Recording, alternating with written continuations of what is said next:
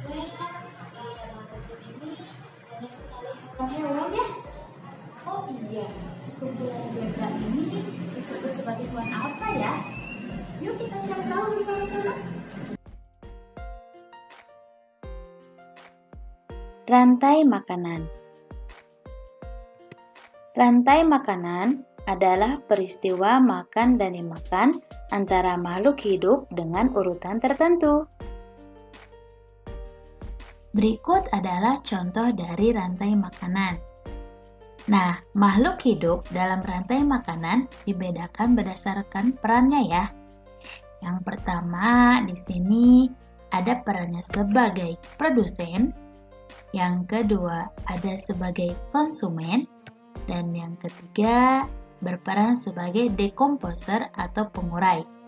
Nah, ketiga peran ini saling berkaitan dalam sebuah rantai makanan.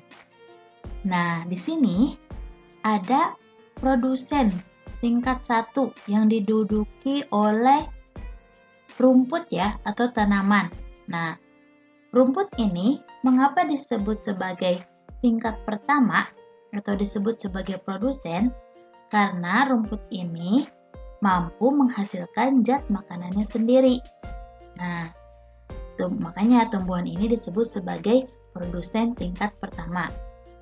Nah, untuk yang kedua atau tingkat kedua disebut sebagai konsumen primer. Nah, ini di sini contoh hewannya adalah rusa ya. Biasanya yang menduduki konsumen 1 atau tingkat 2 ini oleh hewan-hewan herbivora. Seperti yang sudah dijelaskan di pembelajaran sebelumnya, herbivora ini adalah hewan-hewan pemakan tumbuhan ya. Nah, selanjutnya ada hewan yang menduduki tingkat ketiga atau sering disebut sebagai konsumen 2 atau konsumen tingkat 2 ya. Nah, biasanya hewan-hewan yang menduduki konsumen 2 atau tingkat 3 ini adalah hewan pemakan daging atau disebut sebagai hewan karnivora yang sudah juga Ibu jelaskan ya di pembelajaran sebelumnya. Nah, makhluk hidup yang menduduki tingkat tertinggi atau puncak, nah atau konsumen 3 atau tingkat 4 ini disebut sebagai konsumen puncak. Nah, biasanya hewan elang ini adalah hewan yang paling terakhir untuk memakan hewan-hewan yang lainnya ya. Tapi tidak hanya elang ya, nanti kedudukannya di sini.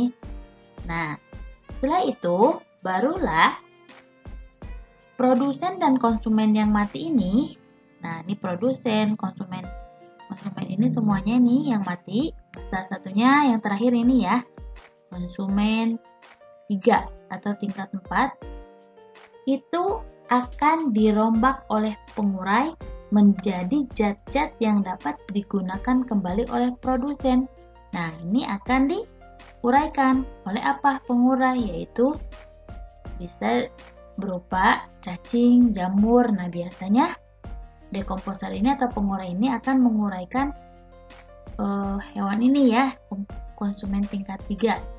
Sehingga nanti ini akan diuraikan lagi, zatnya itu akan dipakai lagi untuk produsen. Nah, mengapa sih rumput ini bisa subur kembali, bisa tumbuh kembali? Salah satunya ada zat-zat yang diambil dari hasil pembusukan atau penguraian dari konsumen tingkat atau konsumen 3 ini. Sehingga si produsen ini akan subur kembali dan tumbuh kembali. Nah, secara singkatnya di sini bahwa rumput itu dimakan oleh rusa atau hewan. Selanjutnya rusa akan dimakan oleh singa atau hewan karnivora, dan singa juga akan dimakan oleh konsumen tingkat puncak atau konsumen tingkat 3, yaitu oleh elang ya. Dan akhirnya elang ini juga akan mati kan tentunya. Nah, ketika mati nanti siapa yang akan menguraikan hewan elang ini? Nah, yang menguraikannya itu adalah cacing. jamur, bakteri.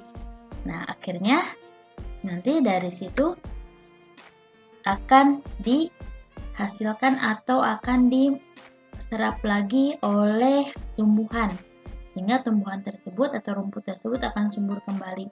Nah, inilah disebut sebagai proses makan dan dimakan. Nah, namanya ini adalah rantai makanan. Ingat ya, produsen itu selalu diduduki oleh tumbuhan. Tumbuhan apapun itu, tidak hanya rumput. Nah, itu disebut produsen. Dan konsumen tingkat 1 atau konsumen 1 biasanya diduduki oleh hewan herbivora, pemakan tumbuhan. Dan konsumen 2 biasanya diduduki oleh hewan karnivora. Nah, konsumen tingkat 3 juga sama ya, diduduki oleh hewan karnivora. Dan akhirnya nanti hewan puncak ini akan mati juga dan akan diuraikan oleh jamur dan cacing.